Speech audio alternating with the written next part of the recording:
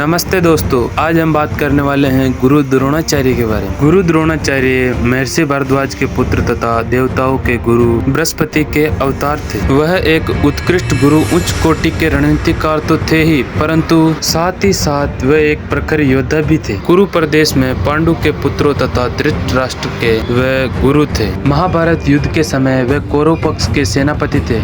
गुरु द्रोणाचार्य के अन्य शिष्यों में एकलव्य का नाम उल्लेखनीय था। उसने द्रोणाचार्य द्वारा गुरु दक्षिणा मांगे जाने पर अपने दाएं हाथ का अंगूठा काट कर दे दी। एकलव्य निषाद राजा का पुत्र था और एक राजकुमार भी। कौरवों और पांडवों ने द्रोणाचार्य के आश्रम में ही अस्त्र और शस्त्रों की शिक्षा पाई थी। अर्जुन द्रोणाचार्य के प्रिय शिष्य थे। वे अर्जुन को विश्व का सर्वश्रेष्ठ धनुर्धर बनाना चाहते थे। महाभारत की कथा के अनुसार महर्षि भारद्वाज एक बार नदी में स्नान के समाप्ति होने के बाद उन्होंने देखा कि अप्सरा गीतांजलि स्नान कर रही हैं और उसे देखने लगे। यह देखकर वह कामातुर हो गए और उनके सिंसरे से वीर्य टपक पड़ा। उन्होंने ये वीर्य एक द्रोण कलश में रखा, जिससे एक पुत्र जन्मा। दूसरे मत के कामातुर भारद्वाज ने गीतांजलि से शारीरिक मिलन किया, जिनकी योनि मुख द्रोण कलश के मुख के समान थी। द्रोण दोनों से उत्पन्न होने के कारण उनका नाम द्रोणाचार्य पड़ा। ऐसे हुआ था द्रोणाचार्य का जन्म। द्रोणाचार्य का जीवन। द्रोण अपने पिता के आश्रम में ही रहते हुए चारों वेदों तथा अस्त्र शस्त्रों के ज्ञान में पारंगत हो गए। द्रोण के साथ प्रसद नामक राजा के पुत्र द्रुपद भी शिक्षा प्राप्त कर रहे थे तथा दोनों में ही प्रगाढ़ मैत्री हो गई। उन्हीं दिनों परशुराम अपनी समस्त संपत्ति को ब्राह्मणों में दान करके महेंद्राचल पर्वत पर तप कर रहे थे। एक बार द्रोण उनके पास पहुँचे और उनसे दान देने का अनुरोध किया। इस पर परशुराम बोले, वत्स, तुम विलम्ब में आए हो। मैंने तो अपना सब कुछ पहले से ही ब्राह्मणों को दान दे डाला है। अब मेरे पास केवल अस्त्र शस्त्र ही शेष बचे हैं। तुम चाहो तो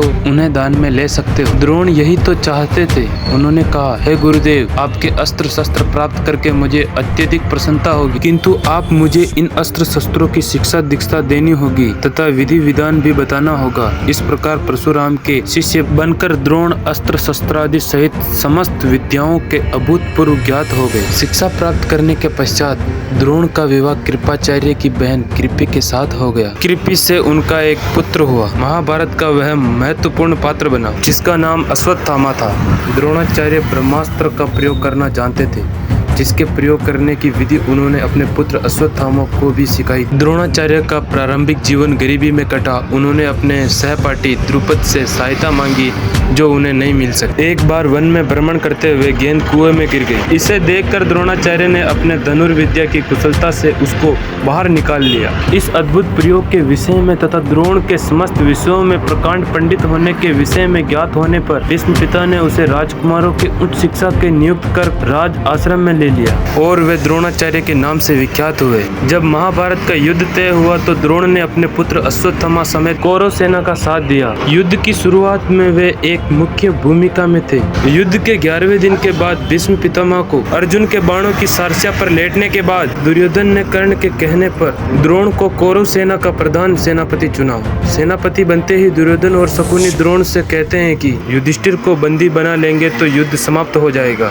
दुर्योधन की योजना को अर्जुन पूर्ण नहीं होने देता है। कर्ण भी पांडव सेना का भारी संहार करता है। दूसरे ही दिन युधिष्ठिर को बंदी बनाने के लिए शकुनी और दुर्योधन अर्जुन को युधिष्ठिर से बहुत दूर भेजने में संपूर्ण हो जाते हैं, लेकिन अर्जुन समय पर पहुंचकर युधिष्ठिर को बंदी बनने से बचा लेता है। दुर्योधन राजा भगदत्त को अर्जुन से युद्ध करने के लिए भेजता है। भगदत्त भीम को हराकर अर्जुन के साथ युद्ध करते हैं। श्री कृष्ण भगदत्त के वैष्णवास्त्र को अपने ऊपर लेकर अर्जुन की रक्षा करते हैं। अर्जुन भगदत्त की आंखों की पट्टी तोड़ देता है, जिससे उसे दिखना बंद हो जाता है। अर्जुन इस अवस्था में ही उसका वध कर देता है। इसी दिन द्रोण युधिष्ठिर के लिए चक्रव्यूह रचते हैं, जिसे केवल अर्जुन, श्री कृष्ण एवं अभिमन्यु तोड़ना जानते थे, परंतु अभिमन्यु चक्रव्यूह से निकलना नहीं जानता था। युधिष्ठिर भीम आदि को अभिमन्यु के साथ भेजता है, लेकिन चक्रव्यूह के द्वार पर जयद्रथ सभी को रोक देता है। केवल अभिमन्यु ही प्रवेश कर पाता है। वह अकेला ही सभी कौरवों से युद्ध करता है और मारा जाता है। पुत्र अभिमन्यु का अन्यायपूर्ण तरीके से वध हुआ देखकर अर्जुन अगले दिन जयद्रथ वध करने की प्रतिज्ञा ले लेता है और ऐसा न कर पाने पर अग्नि समाधि लेने को कहता है। युद्ध के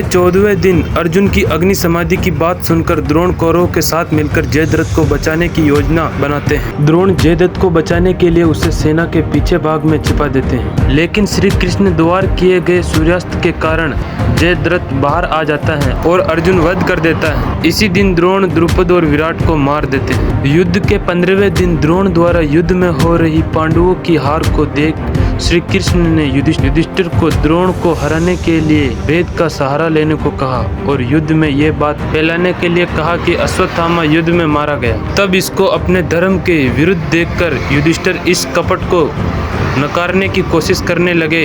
तभी एक योजना के तहत भीम ने अवंती राज के एक अश्वत्थामा नामक हाथी का वध किया और युद्ध क्षेत्र में ये बात फैलाने लगे कि अश्वत्थामा मारा गया। जब इस बात का द्रोण को पता चला तो वो युधिष्ठिर के पास गए और पूछा कि सच में अश्वत्थामा की मृत्यु हो गई है। तब युधिष्ठिर ने अश्वत्थामा नामक मरे हुए हाथी को ध्यान में रखकर कहा हाँ। इसको सुनकर द्रोण को सदमा लगा और वो अपने अस्त्र शस्त्र त्याग कर अपने इकलौते पुत्र की शोक बनाने हेतु धरती पर लेट गए। तभी पांडव सेना के सेनापति और द्रौपदी के भाई धृष्टद्युम्न ने तलवार से द्रोण का वध कर दिया। अगर वीडियो पसंद आई हो तो दोस्तों लाइक कर देना और चैनल को सब्सक्राइब कर देना।